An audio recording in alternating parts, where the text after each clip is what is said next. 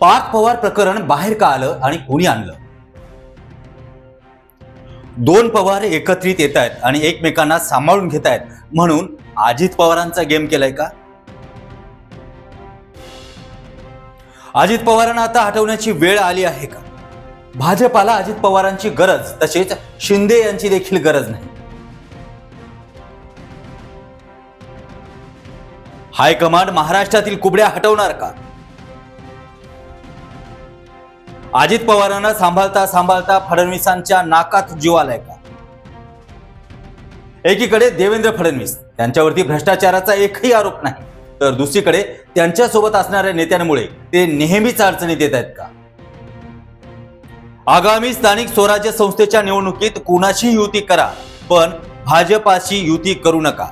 सूत्राकडून मिळालेलं पवारांचं हे वाक्य नक्की काय वर्तवतं? जाणून घेऊयात आजच्या या स्पेशल एपिसोडमध्ये. दादा, बस झालंय आता, दादांची विकेट पडणार का? नमस्कार, मी स्वप्नील दुधारे. आपण पाहतायत महासागर न्यूज.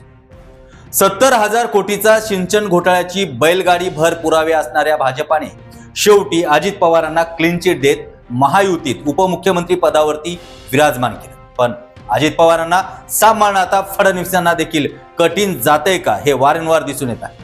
सुरुवातीला वाल्मिक कराड प्रकरण, त्यातून धनंजय मुंडे यांचा राजीनामा, त्यानंतर माणिकराव कोकाटे यांचं प्रकरण, पण शेवटी त्यांना सांभाळता सांभाळता मंत्रीपद न जाता केलेली ऍडजस्टमेंट. त्यानंतर अजित पवारांनी महिला IPS अधिकाऱ्याला धमकी दिली, त्यातूनही अजित पवारांना कसं तरी सावरण्यात आलं. आणि त्यानंतर पार्थ पवार यांचा जमीन घोटाळा, यात हे आता दोईजड होतंय का? यातच अजित पवार आणि शरद पवार यांच्यामधील असणारं सख्य हे भाजपाला कुठेतरी खुपतंय का? नुकतेच पवारांनी आपल्या कार्यक्रमात गुप्त बैठकीत मार्गदर्शन करताना सांगितलं की कुणाशी युती करा, पण भाजपाला सोडून.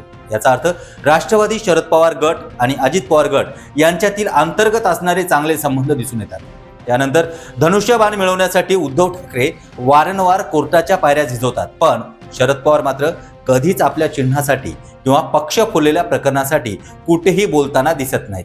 याचा अर्थ शरद पवार आणि अजित पवार यांच्यामधील असलेलं सख्य संबंध पुढे येते आणि याच संबंधामुळे पार्थ पवार यांची फाईल काढण्यात आली असावी असं बोललं जातं. मुख्यमंत्र्यांनी एका वृत्तवाहिनीच्या मुलाखतीमध्ये सांगितलं की आगामी स्थानिक स्वराज्य संस्थेच्या निवडणुकीत महायुती एकत्र लढणार.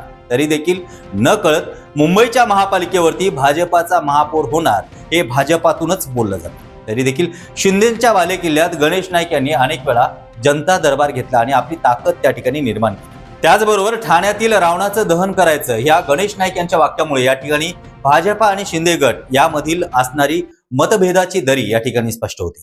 पुणे आणि पिंपरी चिंचवड या भागामध्ये दादांचं वर्चस्व आहे, तरीही त्याच भागातील जमीन घोटाळा बाहेर काढून दादांची बदनामी करण्याचा प्रयत्न या ठिकाणी झाला. आणि त्याचबरोबर त्याचाच अर्थ असा देखील होतो की भाजपाला अजित पवार आणि एकनाथ शिंदे यांची जागा दाखवून आपलं त्या ठिकाणी वर्चस्व निर्माण करायचं आहे.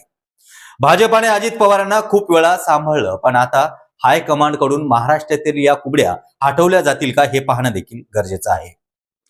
नुकतीच अजित पवार आणि अमित शहा यांची एक गुप्त बैठक झाली आणि त्यामध्ये बऱ्याचशा गोष्टीवरती चर्चा झाली. हे आत्ताच मिळालेल्या ब्रेकिंग न्यूज नुसार कळतंय. पण याच्यामध्ये देखील अमित शहा यांनी हे जमीन घोटाळा प्रकरण या संदर्भात चर्चा केल्याचं दिसतंय. म्हणजे ज्या पद्धतीने आपण म्हणतोय की यांची विकेट पडणार का, किंवा जे हायकमांड आहे यांच्याबद्दल काय विचार करतं, आणि ही नुकतीच झालेली बैठक कशासाठी झाली हे पाहणं देखील गरजेचं आहे.